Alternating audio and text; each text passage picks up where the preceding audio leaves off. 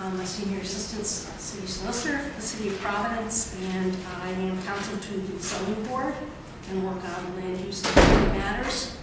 And I have nothing to say with respect to the land use and development or planning commission issues. I'm solely here to address the zoning board issues.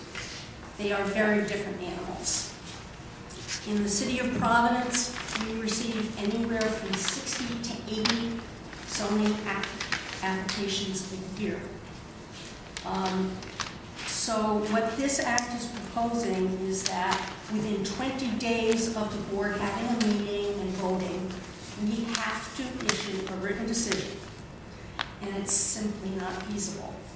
And I want to explain to you what the process is so that you'll understand it. Zoning cannot just type up a regular opinion the way that planning and land use and planning division may be able to.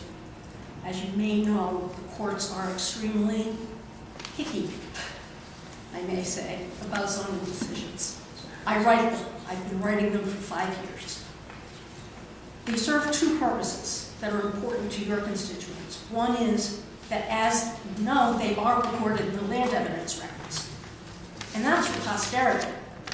We sometimes have to look at ordinances, at resolutions and decisions that are from the 1940s and the 1950s. And if someone wants a building permit on the same property, they have to go to the land evidence records and get that resolution. If they can't tell from looking at it what it means, the building department's not going to be able to issue the building permit, so it doesn't help anybody. What I'm suggesting is that these decisions have to be very thorough. So that's the first reason. The second reason is it's kind of penny-wise and pound-foolish.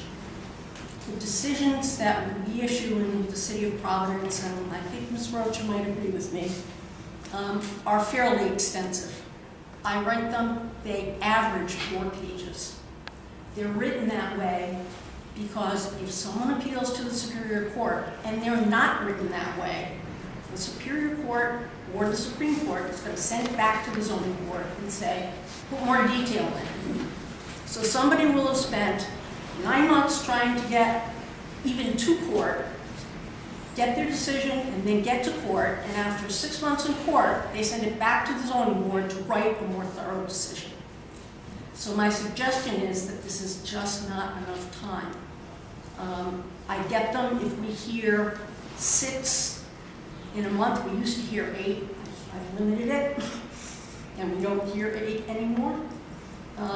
If we get 6, so the first thing that has to happen is we have to get the transcript from the court report. We're mandated to have those recorded. So I need the transcript so that I know what to put in the decision. So by the time I get the transcript, and that can be 30 days or more. In the city of Providence, frankly, I got so frustrated that we put out a new RFP for court reporters, and it mandates they give us the transcript within 15 days. So we've done our best to try and keep this going. But once I get that, I've got to pull the file, I've got to go through the whole application again, I've got to read the transcript again, and it's really like writing a mini court decision.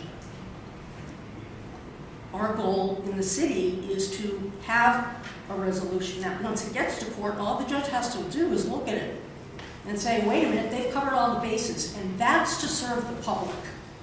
That's so that once it gets there, nobody's going to have to wait any longer, because it's going to make it much easier on the court. So I think it's a better service to allow us. This is basically shortening the time from 45 days. Right now it's like 15 days to make the decision after the hearing. Frankly, the zoning board in Providence, it's very rare that they don't issue the decision that night. They may need another hearing before they actually do it, and that's fine, it'll still be okay. But so we have 15 days to actually vote, and then 30 days to write the decision. And that works. I mean, it's hard. I have to drop everything I'm doing, and if I'm on trial, it's a problem. But we get it done. There are rare occasions where it doesn't happen.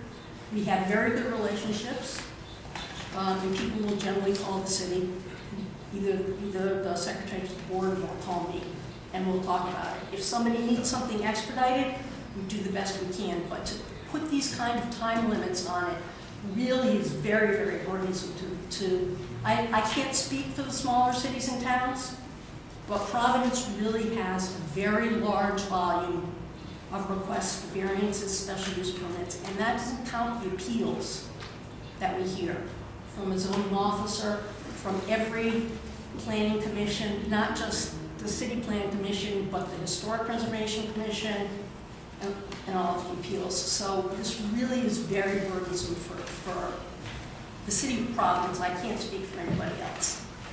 Thank you very much. And I'm happy to answer any questions. If there's any other information that you'd like, we're also happy to provide that. I would also just add that providing a financial penalty is pretty much unprecedented. There's not a single state agency that is forced to give somebody an application feedback because they don't meet a time limit. And it's burdensome to have to do that. And I don't really think it serves anybody. It's just kind of, we're going to get calls from the lawyers threatening us, and it's going to hurt the small person who isn't represented by a lawyer before the board, and they don't know better. And I don't think that's helpful. Okay. Well, I think Representative Newberry has a question for you. You're only talking about page 6, right? The zoning. Yes, I'm only talking about the zoning Yes. ordinance, Everything just you said the about- last section. Everything you said about the court transcripts, I've done zoning appeals. There's a lot, I agree with most of it. She spoke specifically on that. Are there any questions? Any more questions, sir?